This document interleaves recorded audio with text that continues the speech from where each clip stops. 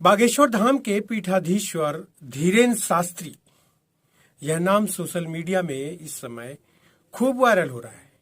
अभी 2 दिन पहले लोग उनके ऊपर एक आरोप लगाए कि धीरेन्द्र शास्त्री नागपुर से 2 दिन का कार्यक्रम छोड़कर भाग गए और एक ही नागपुर की एक संस्था है जो कि उनके ऊपर जादू टोना करने और जो भविष्य बताने जैसी गतिविधियों को लेकर के एफआईआर दाखिल करने का दावा कर रही है।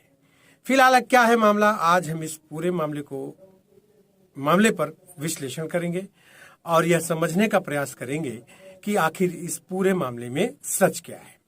फिलहाल आपको बताने की यह आवश्यकता भी नहीं है कि पंडित धीरेन्द्र शास्त्री बागेश्वर धाम के पीठाधीश्वर हैं और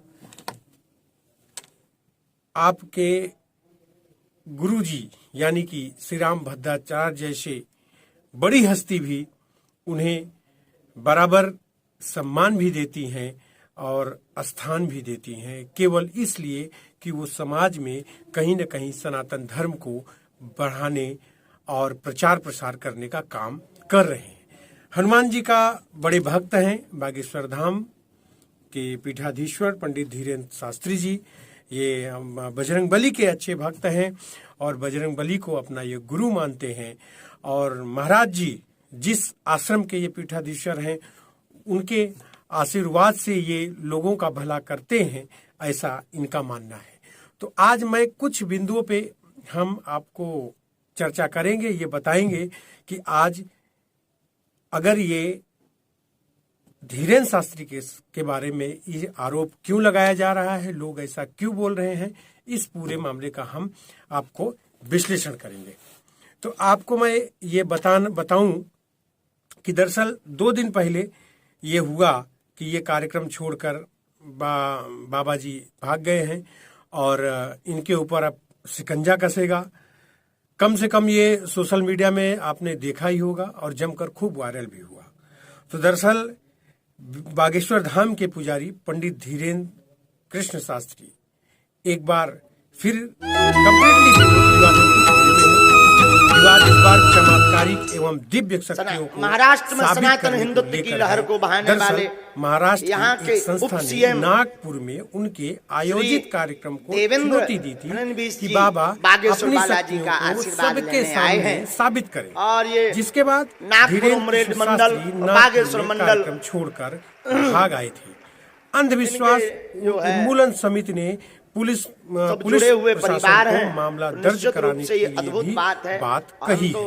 समिति ने दावा किया है कि अगर धीरेन्द्र कृष्ण शास्त्री के पास कोई ऐसी शक्ति है तो वो साबित करें, अन्यथा उनके खिलाफ प्रशासनिक कार्रवाई की जाएगी। समिति ने आरोप देवेंद्र फडणवीस और नितिन गडकरी भी इस कार्यक्रम के आयोजन में भाग लेने पहुंचे थे। फिलहाल क्या मामला है ये आपने देखा और समझा और इसमें एक बड़ी बात यह भी है कि पंडित धीरेन्द्र कृष्ण शास्त्री ने यह भी कहा है कि मैं कार्यक्रम से भागा नहीं हूं, इस पूरे कार्यक्रम में मैं अपने दिए हुए समय तक मैं वहां पे उपस्थित था और हमने हर आयोजन के जैसा ब्रेकअप के हिसाब से हमारी जहां तक उपस्थिति होना चाहिए थी और मैं उपस्थित था और कार्यक्रम को संपन्न कराने के बाद ही मैं वहां से स्थान छोड़ा हूं, मैं भागा नहीं हूं।